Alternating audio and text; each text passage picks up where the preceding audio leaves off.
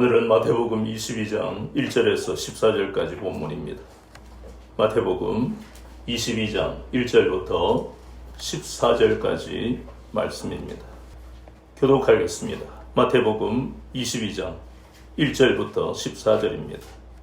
예수께서 다시 비유로 대답하여 이르시되 천국은 마치 자기 아들을 위하여 혼인잔치를 베푼 어떤 이와 같으니 그 종들을 보내어 그 청한 사람들을 혼인잔치에 오라 하였더니 오기를 싫어하거늘 다시 다른 종들을 보내어 이르되 청한 사람들에게 이르기를 내가 5천을 준비하되 나의 소와 살찐 짐승을 잡고 모든 것을 갖추었으니 혼인잔치에 오소서 하라 하였더니 그들이 돌아보지도 않고 한 사람은 자기 밭으로 한 사람은 자기 사업하러 가고 그 나간 자들은 종들을 잡아 모욕하고 죽이니 임금이 노하여 군대를 보내어 그 살인한 자들을 진멸하고 그 동네를 불사르고 이에 종들에게 이르되 혼인잔치는 준비되었으나 청한 사람들은 합당하지 아니하니 내거리 길에 가서 사람을 만나는 대로 혼인잔치에 청하여 오라 한대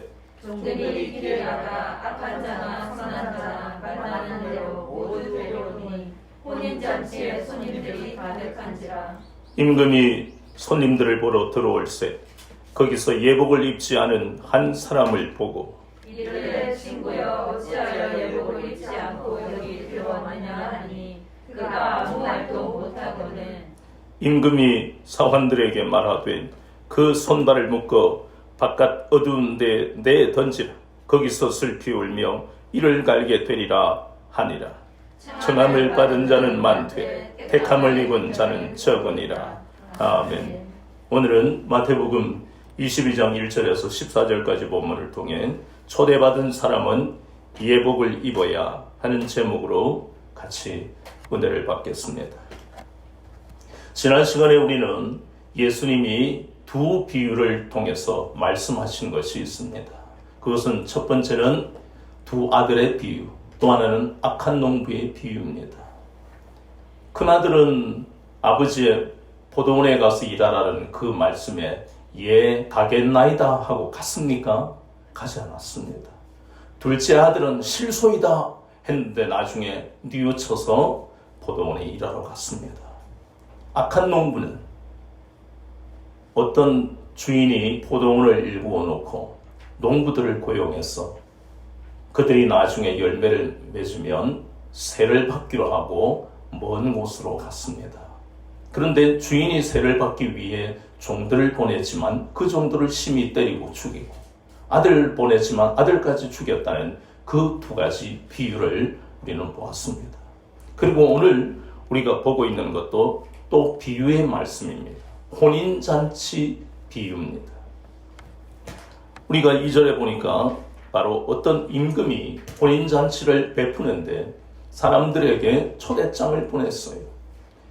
여기 너무너무 맛있는 음식을 준비해서 오찬이 이렇게 풍성하니까 이 잔치에 오세요.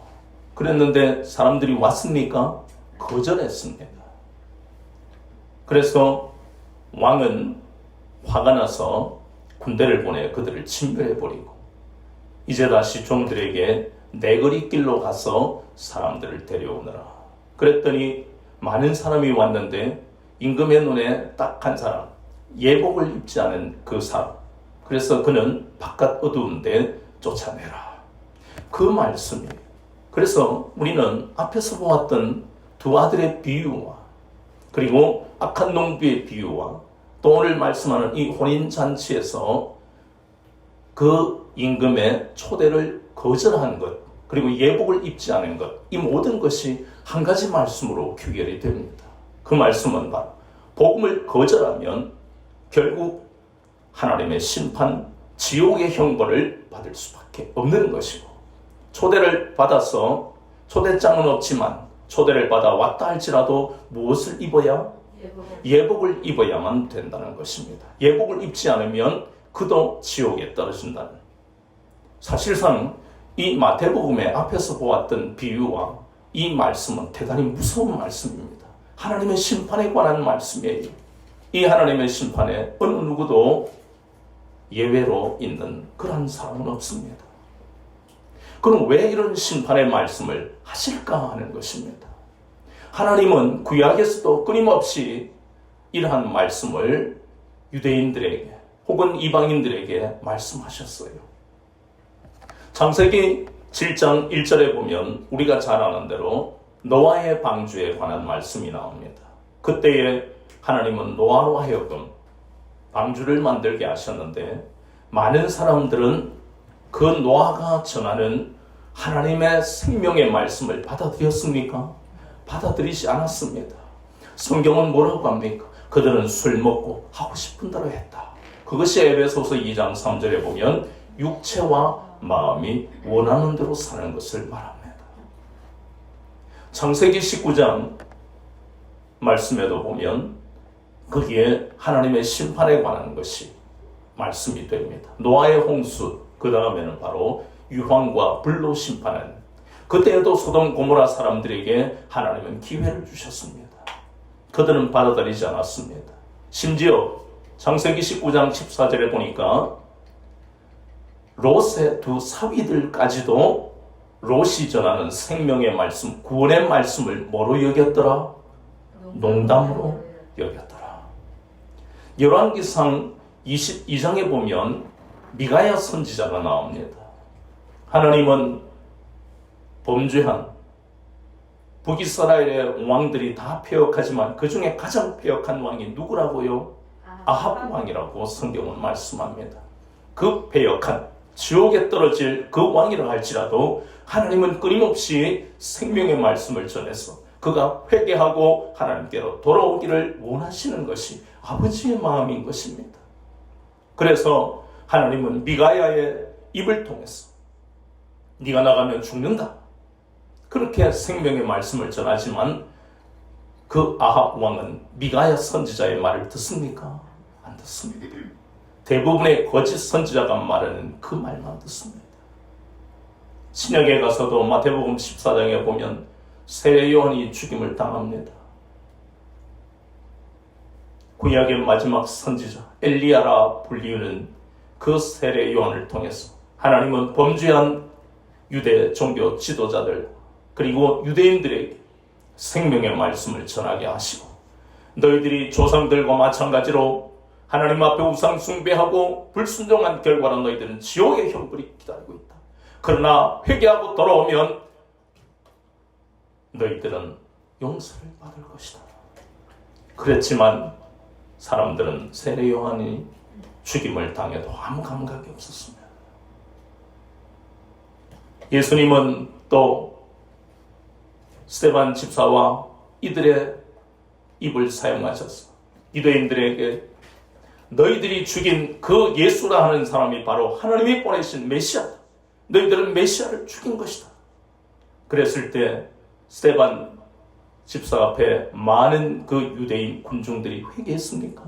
아닙니다. 진림을 받았지만 스데반을 죽이라고 그랬습니다. 이스라엘의 역사가 이렇게 구약과 신약을 통해서 끊임없이 하나님이 주시는 생명의 말씀, 복음을 거절한 이유가 무엇일까? 이것을 우리가 알아야만 오늘 이방인인 우리가, 혈통으로는 도무지 아브라함과 전혀 관계가 없는 우리들이잖아요. 아브라함의 우리는 자손이 아닙니다. 그런 우리들에게 이 말씀을 듣게 하시는 이유가 무엇인가?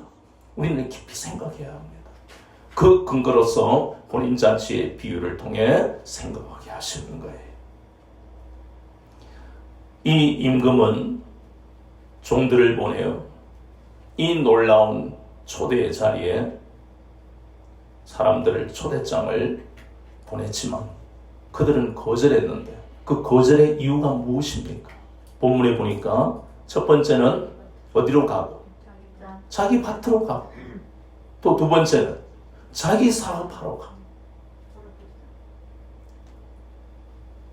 이 말씀이 무슨 뜻인가 하는 거예요. 자기 밭으로 가고 자기 사업을 하러 가고. 왕이 불렀다는 것은 특별한 사람들에게만 이 초대장이 갔다는 겁니다. 좀 더 우리가 자세히 보면 신명기 7장 6절에서 말씀하는 것은 모든 민족 중에 단 한 민족인 유대인들만을, 이스라엘만을 하나님은 선민으로, 하나님이 택하신 민족으로 삼으셨다고 말씀하고 있습니다. 그보다 앞서서 출애굽기 19장 5절 6절에는 너희들이 이 율법에 순종하면 너희들은 뭐가 되고요? 제사장의 나라가 되겠다고 했습니다. 얼마나 영광스러운 그런 약속입니까? 그리고 마침내 신명기 7장 6절에서 그 약속하신 것을 그대로 이루시잖아요. 그들의 행위와 관계없이. 이것이 그들의 어떤 여러 가지 행위라든가 노력과 관계없이 하나님이 그들에게 주신 그러한 초대장입니다. 그들이 초대장을 받을 수 있는 자격이 그들에게 있었습니까? 없습니다. 아브라함의 자손이라는 혈통 하나, 그것으로 인해서 그들은 선민이 되었던 것입니다. 그런데 오늘 이 말씀은 대단히 두려운 말씀인 것이, 그러한 선민들에게 하나님은 우선권이 있기 때문에 그들에게 먼저, 유대인들에게 먼저 초대장을 보내셨다는 겁니다. 우리가 잘 아는 마태복음 10장에서도 예수님은 제자들에게 어디로 가서 복음을 전해라고요? 이스라엘의 잃어버린 양들에게 먼저 보내셨습니다.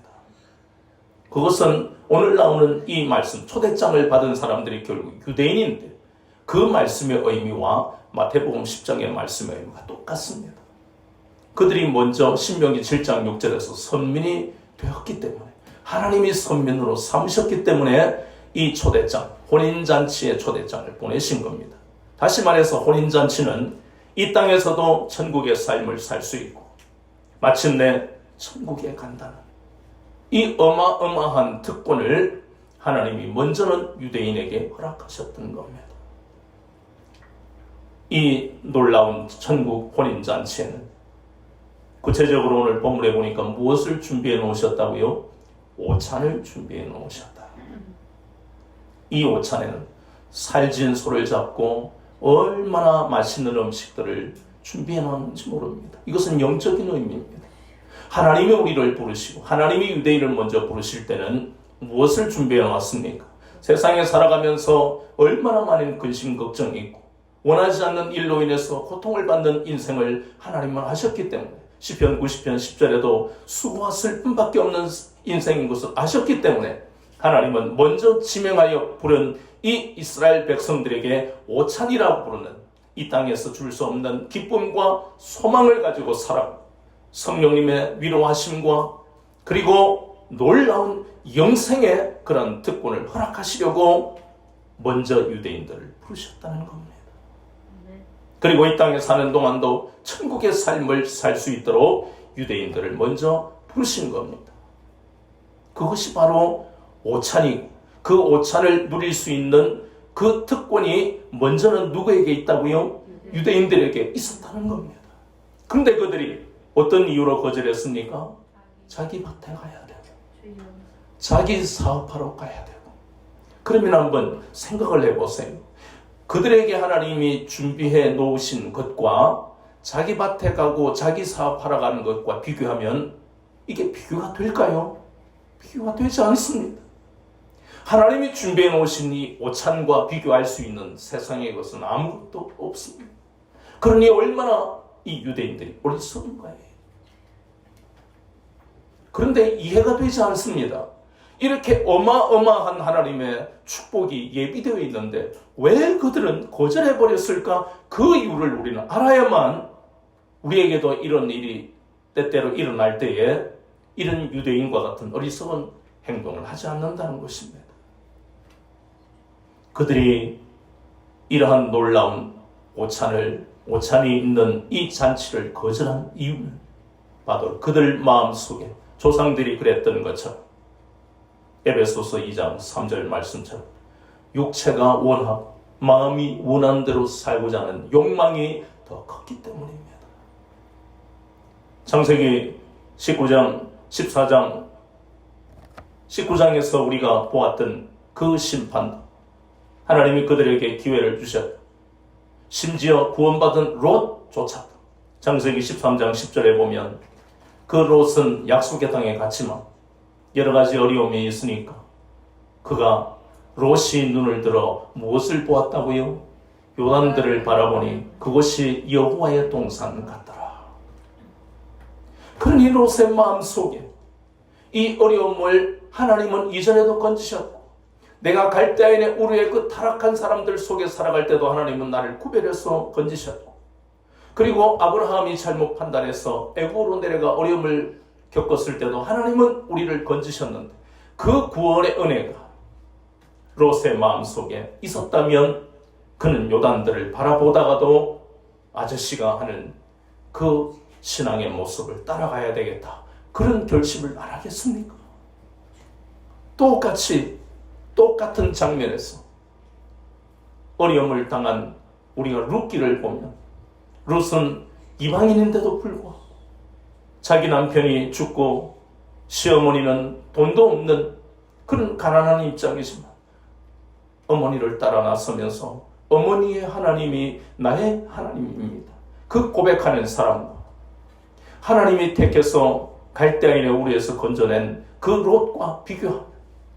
중요한 것은 혈통이나 부모의 믿음과 관계없이 이러한 상황에서 그 어려움을 볼 것이 아니라 예전에도 건져주신 하나님이 또 건지실 것을 믿는 믿음이 그들에게, 그리고 우리에게 필요한 것을 교훈하시는 것이에요.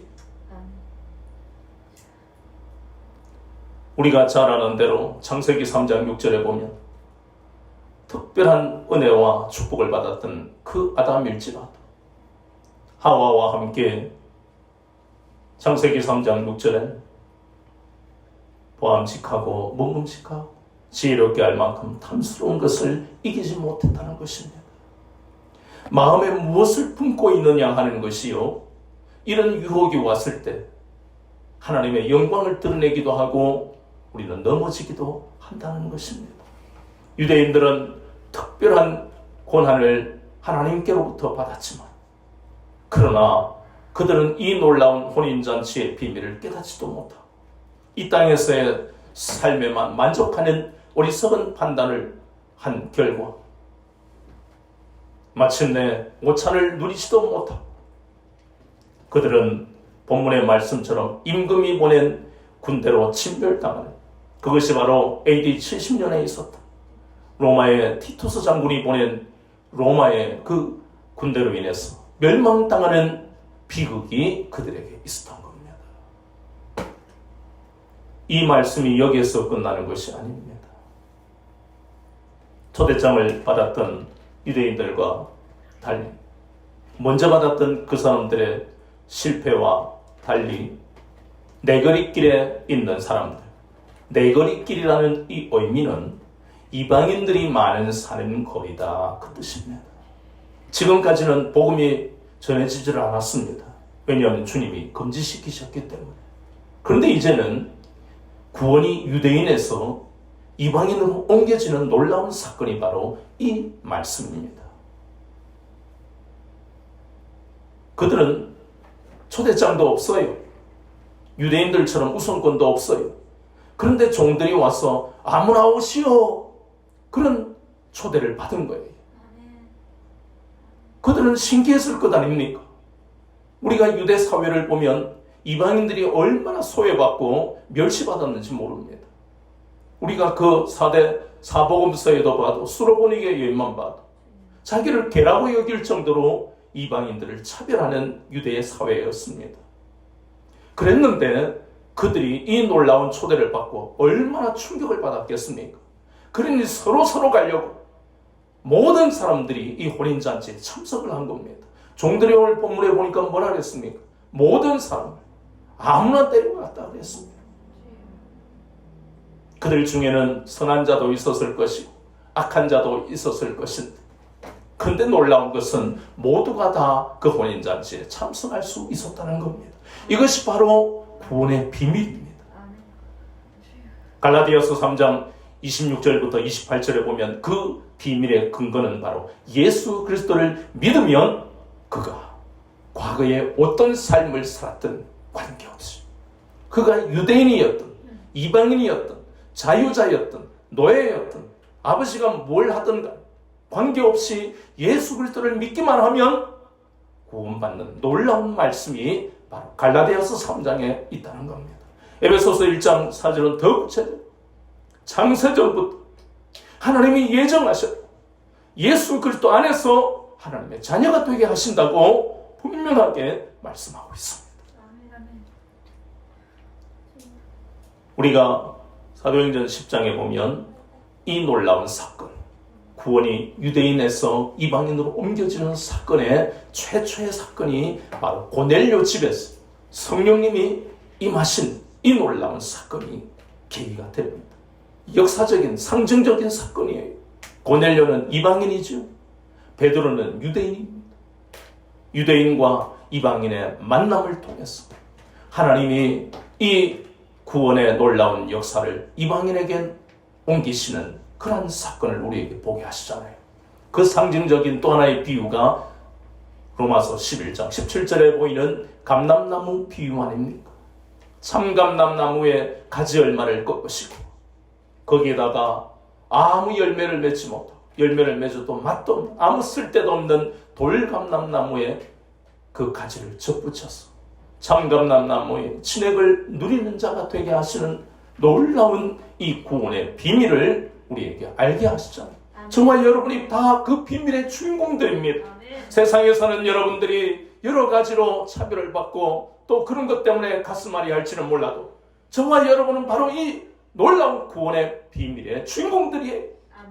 우리는 그냥 영화나 드라마에 보이는 것, 지나가는 사람 1, 지나가는 사람 2, 지나가는 사람 3, 엑스트라로 하루에 일당 얼마를 받고 살아가는 인생들이 아니라는 것입니다. 하나님 나라의 주연들이 바로 여러분들이라는 것입니다. 이 놀라운 비밀의 말씀이 여기에 감춰져 있습니다. 그런데 아까 우리가 이 말씀이 무섭다는 것은 이 놀라운 혼인잔치에 참여할 수 있는 것이 까다롭다는 것이 우리가 이렇게 영적인 아브라함의 자손이 되고 영적인 이스라엘 백성이 되고 싶다고 되는 것이 아닙니다. 예수님의 초대에 응해야 된다는 것입니다. 이사야서 55장에 보이는 초청장 바로 마태복음 11장 28절에서 30절까지의 말씀의 그런 예표입니다. 돈 없는 자도 나오라 물 없는 자도 나오라는 그 말씀이 그 어디로 나온다는 겁니까? 부자한테 가면 돈도 주고 물도 주고 떡도 주는가요? 아니란 말이에요. 유대 사회에서는 하나님의 권력과 물질을 주셨지만 그들은 그것을 가지고 고아와 과부와 나그네와 외국인에게 베푼 것이 아니었어요. 그러니 어디로 가야 된단 말입니까? 그러니 그 말씀에 감춰진 복음을 어찌 알겠습니까? 그런데 그 말씀이 바로 마태복음 11장 28절에서 보니 수고하고 무거운 짐진 자들 다 내게로 오라. 내가 누군데? 예수님께로 나오면 된다는 것입니다. 돈이 없고 목마르면 예수님께로 나오라는 것입니다. 그러면 세상에 줄 수 없는 쉼을 주신다는 거예요. 이 땅에 쉼이 어디 있습니까? 돈이 있는 사람은 돈이 있는데 신의 직장이라 하는 것도 이제는 존재하지 않는 것이 되어버렸잖아요. 돈이 없는 사람은 없는 대로 쉼이 없는 거예요. 그런데 놀라운 이 구원의 비밀은 바로 물질과 관계없이 내가 건강하지 못하다 할지라도 예수 그리스도 안에 세상에 줄 수 없는 쉼이 있다는 것입니다. 마음의 평안이 있다는 것입니다. 장래에 대한 소망이 있다는 것입니다. 저와 여러분 바로 그 초청장을 받은 사람들이에요. 우리의 노력과 전력과 없이 오라고 하시는 그 주님의 음성을 우리는 들은 적도 없는데 주님이 우리를 찾아오셨어요. 바울은 이전에 얼마나 범죄한 인생입니까? 주의 제자들을 핍박했던 사람들이 스데반이 죽을 때도 당연하다, 돌맞아도 싸지 그렇게 생각했던 사람이에요. 그랬던 그가 주님을 찾지도 않았는데 부활하신 주님은 그를 다메섹 길에서 만나주셨습니다. 모세는 자신의 믿음의 열정으로 히브리인들을 독립시켜야 되겠다, 해방시켜야 되겠다 그러다가 실패하고 살인자가 되고 도망자가 되었잖아요. 40년 동안 양똥이나 치던 비천한 자리에 모든 것을 다 포기해버렸던 그 80세의 나이에 하나님은 떨기나무에 타지 않는 불 가운데서 나타나셔서 모세야 모세야 불러주시고 히브리인들을 구원하는 구원자로서 지도자로서 귀하게 사용하시는 것을 보십시오. 이것이 모두가 우리의 형편, 우리의 혈통이나 노력과 관계없이 전적인 하나님의 은혜로 구원받았다는 것을 말씀하는 겁니다. 그런데 여기에서 끝이 아니라고 예수님은 우리에게 깨닫게 하시는 거예요. 우리가 이제 예수님의 초대에 응했기 때문에 이 땅에 사는 동안 우리가 준비해야 될 게 무엇이라고요? 바로 예복이라는 것입니다. 예복을 준비하지 않았던 단 한 사람, 수많은 사람들이 혼인잔치에 모였어요. 얼마나 북적북적, 와 너도 왔어? 너도 왔어? 우리 오늘 막 배 터지게 먹고 가자. 얼마나 기뻐했겠습니까? 그랬는데 그 수많은 사람 중에 그 임금이 딱 집어서 너 예복 안 입었지? 나와. 쫓아내는 겁니다. 그 나왔던 사람들은 얼마나 안타까웠나? 이야, 저 맛있는 음식들이 산해진미가 쌓여있는 저것도 못 먹고 쫓겨나서 억울하고 원통하고 이를 갈고. 그 말씀은 바로 이 예복이 얼마나 중요한가 하는 것을 말씀합니다. 예수님을 믿으면 구원받고 여기서 끝이 아닙니다. 이것을 우리가 깊이 생각해야 됩니다. 초대를 받고 이제 예수님께 나온 사람들은 이 땅에서도 천국의 삶을 삽니다. 그러나 천국의 삶을 살게 하실 때는 무엇을 준비하라고 그런 은혜를 베푸신다고요? 예복을 준비하라. 그러면 예복이 도대체 뭐길래 예복을 못 입으면 천국의 혼인잔치에 못 들어가느냐? 이건 심각하게 우리가 생각해 봐야 됩니다. 이 예복에 대해서 요한계시록 19장 8절에 보면 성도들의 옳은 행실이라고 말씀합니다. 점점 더 어려워지는 거예요. 죄 안 짓는 사람이 어디 있어요? 교회 다니는 사람들은 더 많은 죄를 짓는데 도대체 옳은 행실이 뭐지? 우리가 쉽게 말하면 이것은 바로 우리가 하나님 앞에서 사람 앞에서 정결하게 살아야 된다는 것을 의미합니다. 의롭게 살아야 된다는 것을 말씀합니다. 우리는 원래 불의한 사람들이었잖아요. 그런데 예수 그리스도를 믿음으로 여전히 우리는 불의한 행동을 때때로 하지만 하나님이 예수 그리스도의 피를 보시고 우리를 어떻게 여기신다고요? 의롭게 여겨주시는 겁니다. 그러니 이 예복은 오직 예수 그리스도만 믿고 살아야 된다는 것을 의미하고 또 하나는 이 땅에 살면서 우리의 삶이 정결해야 된다는 것을 의미합니다. 그러면 저와 여러분이 매일 정결합니까? 그렇지 못합니다. 부부로 살아가면 그 상대방이 어떤 죄를 짓는지 다 보잖아요. 가족으로 살면 어떤 가족이 무슨 죄를 짓는지 다 보잖아요. 그러면 도대체 성도들의 옳은 행실은 불가능한 것 같이 보입니다. 그래서 우리가 출애굽기 30장에 보이는 물두멍을 기억해야 합니다. 물두멍이 무엇이라고요? 제사장이나 대제사장이라 할지라도 손에 묻은 그 짐승의 제물의 피를 물두멍의 물을 대야로 떠가지고 씻지 않으면 어디에 들어갈 수 없어요? 성소에 들어갈 수가 없습니다. 제사장인데 성소에 들어가야, 대제사장인데 지성소에 들어가야 하나님 앞에 드리는 제사를 집례할 것 아닙니까? 그런데 못 들어가는 데서 끝나는 게 아니라 죽임을 당합니다. 손을 씻지 않고 성소에 제사장이 들어가면 바로 그 자리에서 죽습니다. 이것이 율법이었습니다. 그러면 물두멍의 의미가 뭐라고 우리가 배웠지요? 바로 회개, 성화를 의미합니다. 끊임없이 회개를 해야 우리가 성화가 됩니다. 맨 첫 번째가 무엇입니까? 의로운 사람이 되게 해달라는 거예요. 의로운 사람이라는 것은 내 마음대로 내 뜻대로 사는 육체와 마음이 원하는 대로 살았던 것을 회개하는 것을 의미합니다. 거기서부터 시작되는 모든 것이 잘못하고 있는 것을 구체적으로 회개하는 것이 물두멍 기도예요. 그것이 예수님을 닮아가는 것입니다. 그러면서 우리는 성화되어 가는 것이에요. 바로 우리도 모르게 예복이 입혀지는 것을 의미합니다. 마태복음 25장에 보이는 열천의 비유도 마찬가지의 의미입니다. 무엇을 준비해야 된다고요? 기름을 준비해야 된다고 했습니다. 기름을 준비하지 않으면 신랑 대신 예수님이 오셨을 때 등불을 켤 수 있어요? 불가능합니다. 마찬가지예요. 거기서 말씀하는 기름, 예복이 똑같은 의미입니다.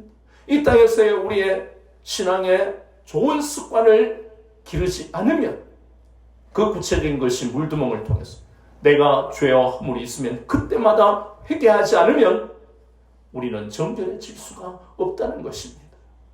그래서 날마다 우리는 우리 죄와 허물에 대해서 물두멍에서 부지런히 씻어야 됩니다. 우리의 마음을 씻어야 돼요. 우리의 말과 행실을 깨끗하게 씻어야 되는 것입니다. 그럴 때에 비로소 예복을 입고 어린 양의 혼인잔치, 천국의 혼인잔치, 신랑 되신 예수님을 만날 수 있는 자격이 되는 것입니다. 이 말씀은 쉽게 말해서 예수님을 믿으면 우리 영혼은 구원받지만 뭐는 아직 구원을 받지 못했다고요? 육체는 아직 구원을 받지 못했습니다. 그 육체로 죄를 짓고 회개하지 않으면 예복을 입을 수가 없다는 말씀입니다. 그래서 우리는 끊임없이 이 약속의 말씀을 가지고 우리를 돌아봐 우리를 늘 정결하게 만들어 가야만 우리는 천국 혼인잔치에 들어갈 수가 있다는 것입니다. 그러지 않으면 우리가 두 아들의 비유, 악한 농부의 비유, 그리고 오늘 우리가 보았던 초대의 거절한 사람들과 예복을 입지 않은 이 모든 사람들의 공통점이 하나님의 심판을 받아 지옥에 떨어지는 이러한 끔찍한 일이 기다리고 있다는 것입니다. 그렇다면 우리는 이제 깨닫게 됩니다. 복음을 거절해도 지옥에 떨어지고 교회를 다녀도 무엇을 입지 않으면 예복을 입지 않으면 지옥에 떨어지는 겁니다. 이것은 개인적인 저의 생각이 아닙니다. 예수님은 복음을 통해서 구체적으로 말씀하십니다. 그냥 좋은 게 아닙니다. 복음을 있는 그대로 우리가 깨닫고 받아들여야만 우리는 이 땅에서 예복을 준비하고 입을 수가 있습니다. 그러지 않으면 그냥 교회만 다니면 천국 간다고 하는 그 거짓 복음에 우리는 속아서는 안 됩니다. 끊임없이 우리는 에베소서 4장 1절 말씀이 빌보서 1장 27절 말씀처럼 구원받은 우리 합당한 행실, 합당한 삶을 살아야 된다는 것입니다. 더더욱 우리는 초대장도 받지 못한 사람들이었습니다. 그렇지 않습니까? 그 초대장은 대단한 사람들만 받는 거잖아요. 영화에 보면 그렇게 많잖아요. 대단한 사람들 파티에, 모임에 일반 평범한 사람은 가지도 못하고 초대장을 가져왔는지 확인하잖아요. 문 앞에서 건장한 두 사람이 다 초대장이 있습니까? 확인하고 거기다가 또 뭐까지 왕이나 대통령이 검색대에 있는 거로 위아래로 막 무슨 폭탄이나 가져왔나 싶어서 그러고 겨우 들어가요. 우리가 지금 그렇다는 겁니다. 초대장도 받지 못했던 우리들인데 이 놀라운 초대의 은혜를 받았고 거기다가 이 구원의 비밀, 천국의 비밀, 예복을 입어야 하느니라 이 말씀까지 우리에게 가르쳐 주시잖아요. 이제 우리가 해야 할 일, 여기에 마땅한 삶을 살아가기 위해서 끊임없이 말씀을 붙들고 이 말씀으로 위로받고, 그래 나는 돌감람나무 같은 인생은 나는 그냥 내 거리길에 되는 대로 살았던 인생인데 나를 이 놀라운 천국 혼인잔치에 불러주신 그 은혜를 감사합니다. 나 자신이 지금 하나님 보시기에 부끄러운 모습이 있을까? 물두멍에 또 마음과 손을 끊임없이 씻고 하나님 이 손으로 범죄했습니다. 이 입으로 범죄했습니다. 이 마음으로 범죄했습니다. 끊임없이 우리는 정결함을 받아서 단정한 순결한 신부로 잘 준비가 되어 주님이 부르실 때에 천국 혼인잔치, 어린잔치에 하나님의 영광을 맛보며 영생을 누리는 여러분 되시기를 주 예수 그리스도의 이름으로 축원합니다.